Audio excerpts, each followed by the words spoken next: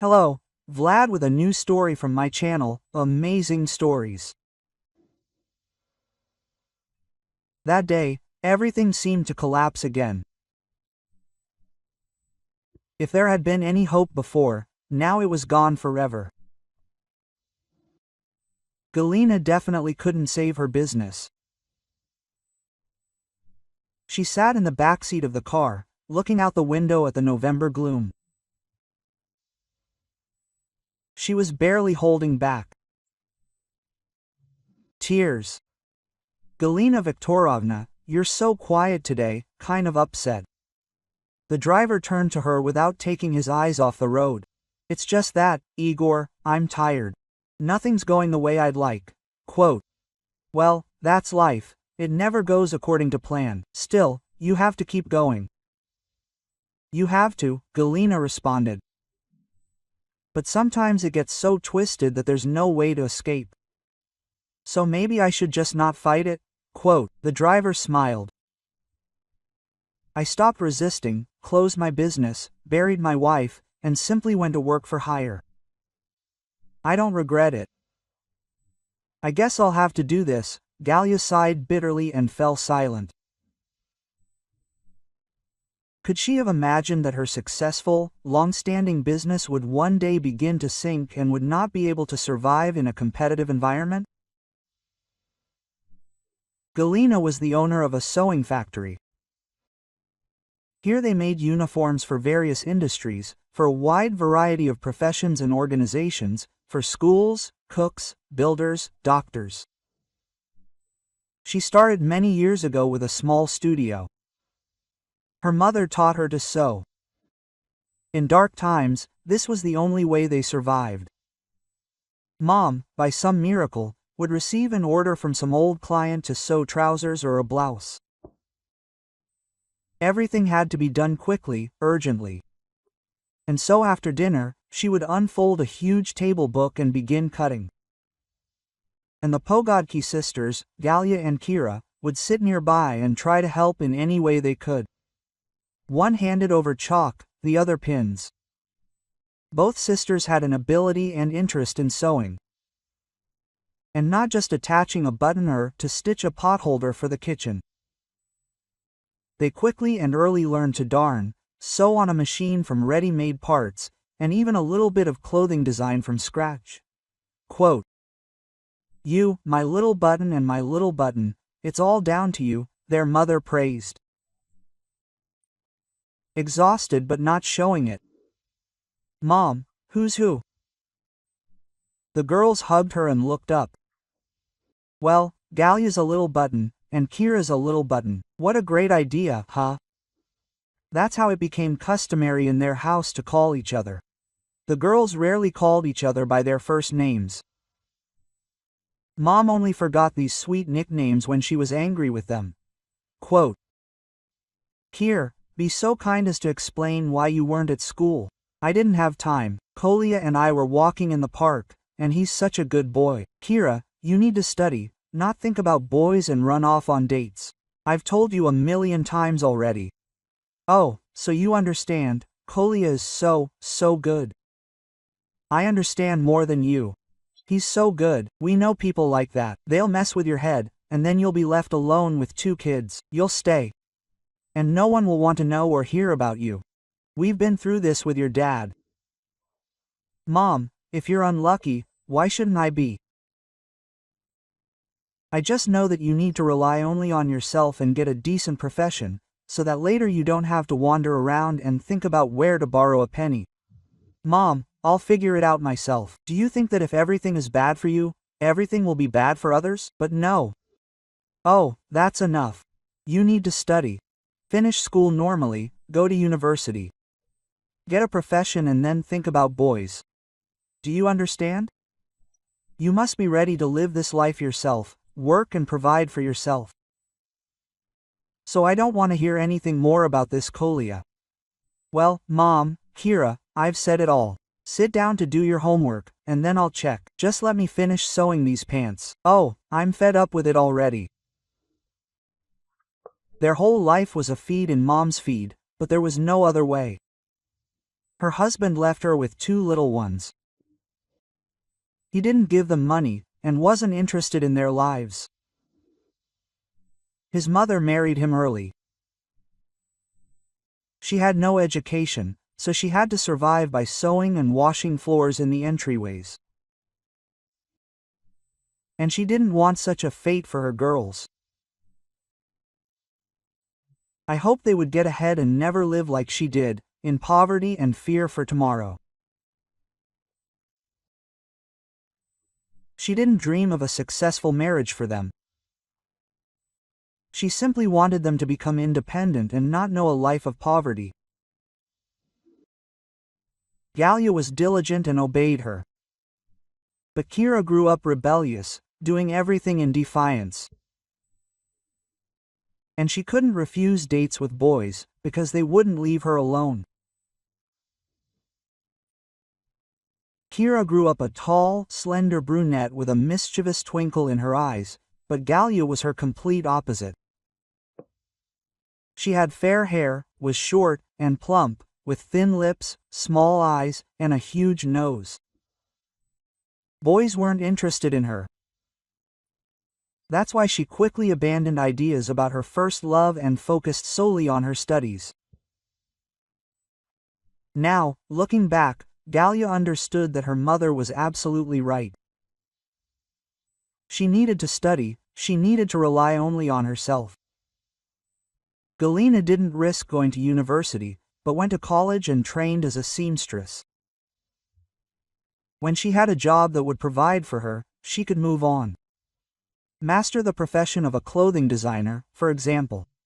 That's how the girl reasoned. While still in college, she got a job in a tailor shop and tried to learn everything she could from the craftsmen. They knew much more than her mother, and willingly shared their tricks. Kira, however, never listened to her mother. She hardly went to school, skipped classes for weeks. She spent all her time hanging out with boys, smoking behind garages, and didn't make any serious plans.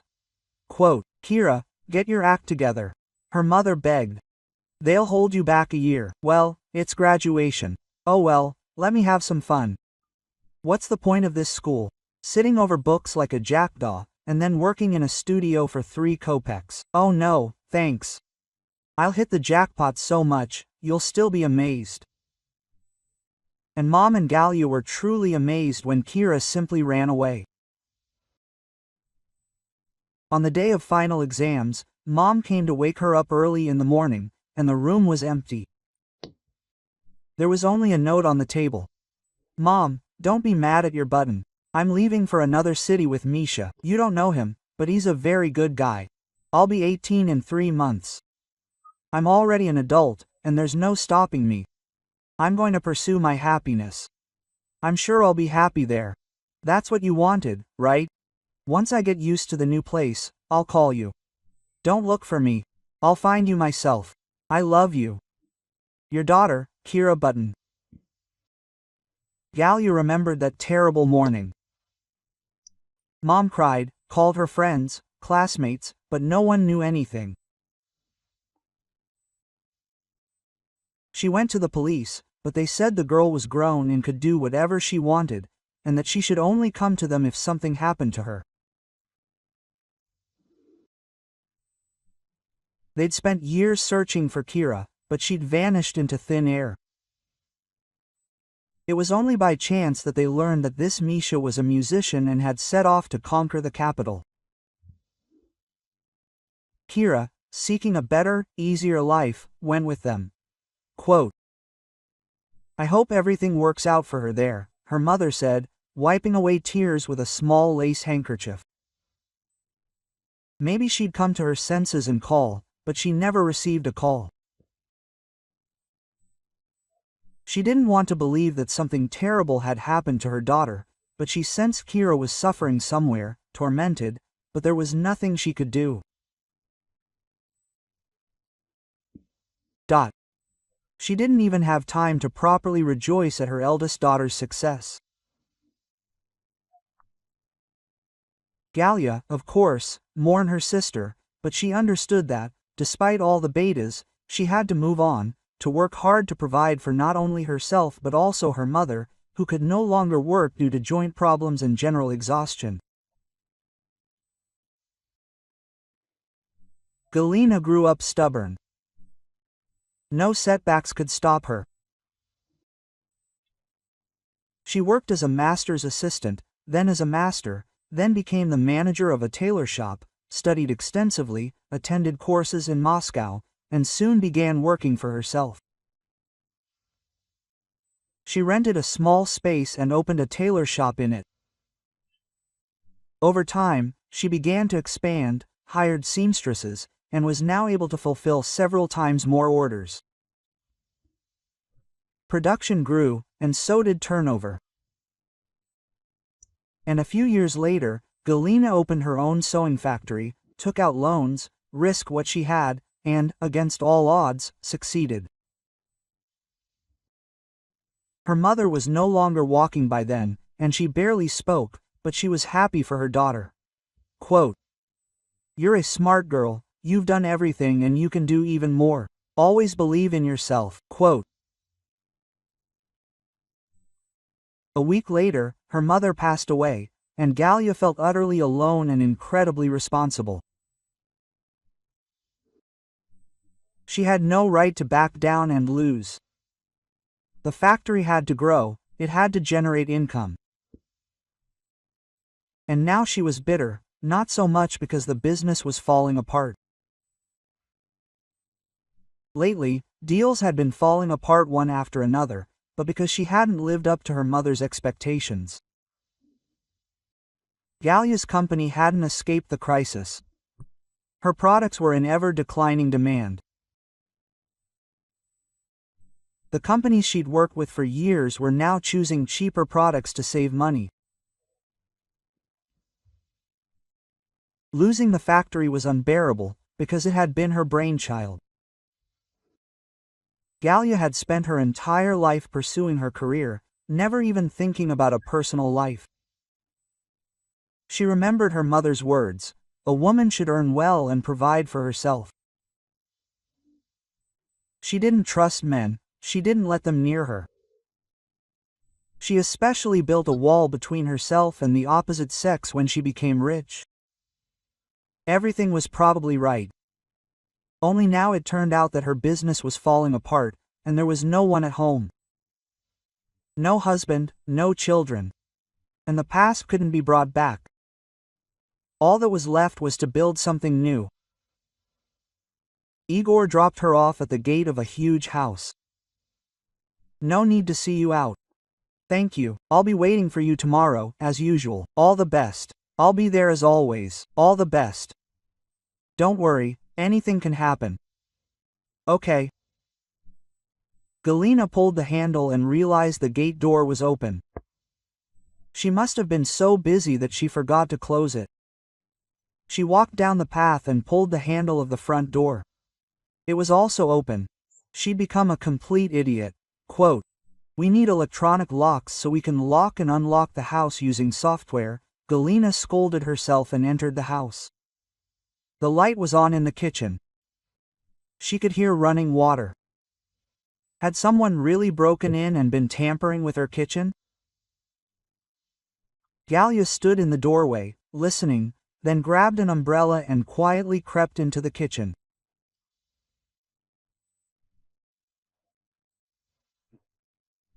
She peeked out from behind the door and saw, no, it wasn't a burglar. A little girl in some old, torn clothes was standing on a chair near the sink, washing an apple.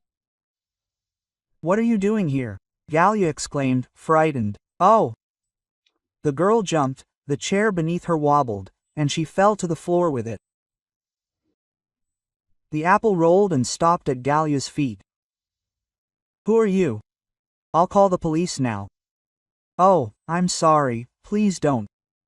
The girl babbled and rubbed her knee, which she hurt badly. "I'm Vera, my name is Vera, I'm not a thief, please, don't call the police. I didn't take anything. Just the apple." "What are you doing here? This is my house." "Well, I saw that you had apples on the table through the window, and I love them so much, so I wanted one thing." I went to the cage, it was open, and the house was open. Well, I just wanted to try, forgive me. Gallia looked at this little girl with surprise and unexpectedly with pity. Her eyes darted around in fear, her lips were trembling. It seemed like she was about to cry. She was wearing very strange clothes. Sweatpants with holes, a stretched-out sweater, thin red socks. Her jacket, along with her worn-out boots, hat, and mittens, lay near the kitchen entrance.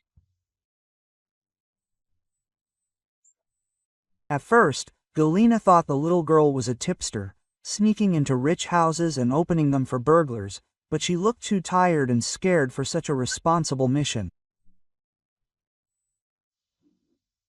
Where do you live? Let me send you home. Nowhere, Vera answered simply. I live wherever I can. I don't get it. Don't you have a home? No, I sometimes live in entryways, abandoned dachas, train stations. No one really notices me. I'm very quiet. I see, a street child. So, your mother died and there's no home left. So, why aren't you in an orphanage? What would you do there? I don't want to go there. It's bad there. But it's nice outside. It's nice. Can I have an apple? Oh, eat it already. Let me feed you and we'll figure out what to do with you. Just don't call the police, I'm from there anyway. I'll run away. Wow, little one, I still have to tell you things. Here, eat. Gallia took a sandwich with red fish from the fridge and took off her jacket. I'll make you some tea now. Would you like some borscht? I will. Vera sat down at the table and quickly got comfortable. Oh, did a button come off your shirt? It happens. Do you know the fairy tale about two little seamstresses? Little Button and Little Button. What? What fairy tale? My mother often told it to me. There lived two little seamstresses, Gallia and Kira, who were called Little Button. That's what my mother always told me before bed, so that I wouldn't hear my dad swearing drunk. What was your mother's name? Quote. Galina asked quietly after a pause. Kira, just like one of those girls. And Dad? Misha, but I never loved him. He beat me with a belt, and where's the borscht? Gallia looked at the little girl and couldn't believe it. She looked like two peas in a pod with her sister. Is that even possible? Verachka, what happened to your mom?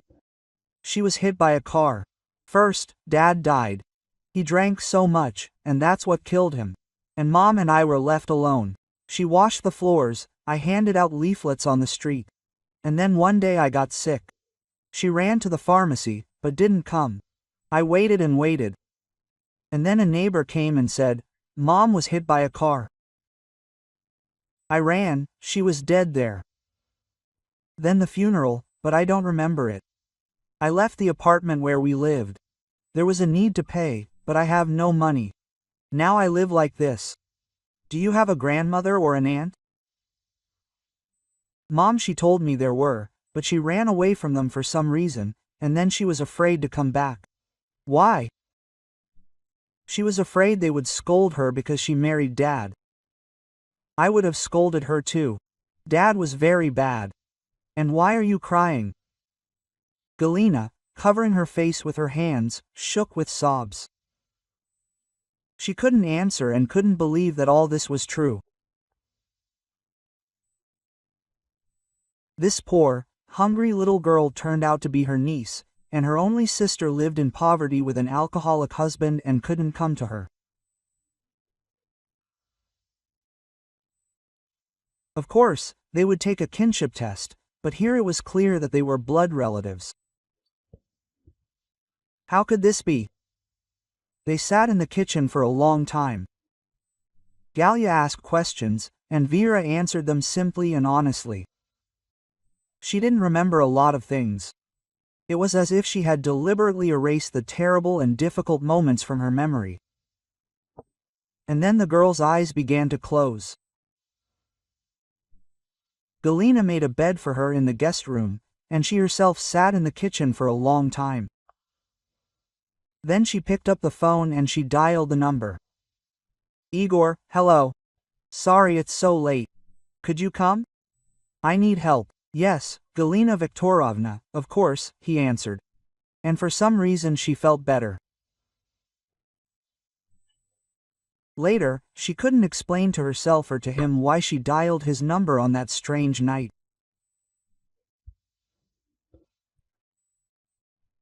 They simply talked often during trips, and she felt some kind of calm and wisdom from the man who had lost his business, his wife, and was now raising his daughter on his own. Galina and Igor sat in the kitchen for a long time and talked.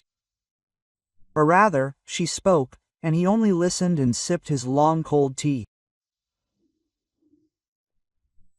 When Galina fell silent and wiped her eyes, swollen from tears, he gently took her hand. Life has taught me something, namely, not to grieve over the past. What happened, happened.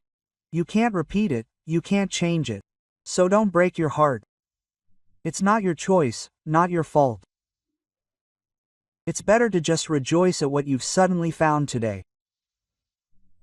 You were alone, but you found Nice. And now you're not alone anymore. And you have someone to live for. I keep thinking about how bad it was for them. Let me think about it, let me imagine it. Galina, can you hear me? He suddenly switched to the informal, you. Don't think, don't imagine. Better think about how to make this little girl happy, help her forget that terrible past. Galia cried, and Igor was silent, gently squeezing her hand. She and Vera had come a long way before they could start living happily. It turned out to be difficult, proving their relationship and formalizing guardianship. But everything worked out. Igor helped. He drove Galia around, went with her to all the officials' offices, and Galina, ironclad and successful, turned out to be incredibly weak in the battle with a powerful bureaucratic machine. If not for Igor, they would not have won. One evening, Galia was sitting on the bed next to Vera and stroking her head. She also talked about how her day at school went, and suddenly she said, "Tut Cal, you need to go to the cemetery on Saturday. That's the day my mother died." "I know, we'll go." Quote, "You seem to not want to, but now I do. But let's not go alone." "And with whom?" "Well, what do you mean with whom?" "With Uncle Igor." "Why would we? It's not scary with him." "I'm not scared at all when he's around." "Yeah," Galia smiled. "Honestly, neither am I. Let's call him now and ask." "It's so late, what calls?" "Vera, what's wrong?" "Well, call. Okay." Galina finally gave in and dialed the number. "Hello. I'm listening," he answered quickly. "Igor, hi. We wanted to ask you, and are you ready?" "Gal, I've been wanting to tell you for a long time." Quote, he interrupted her calmly and gently. "With you, I'm ready to go to the ends of the earth and I will do whatever is necessary for you. Haven't you understood that yet?" Quote, I understood a long time ago," she answered quietly and smiled. 6 months later, they got married. By that time, the crisis was over. Of course, the factory had been battered. I had to downsize significantly and move to a smaller space. But business has started to pick up. If you like this story, please support me with a thumbs up. It's just one simple action, but it means a lot to me. All the best.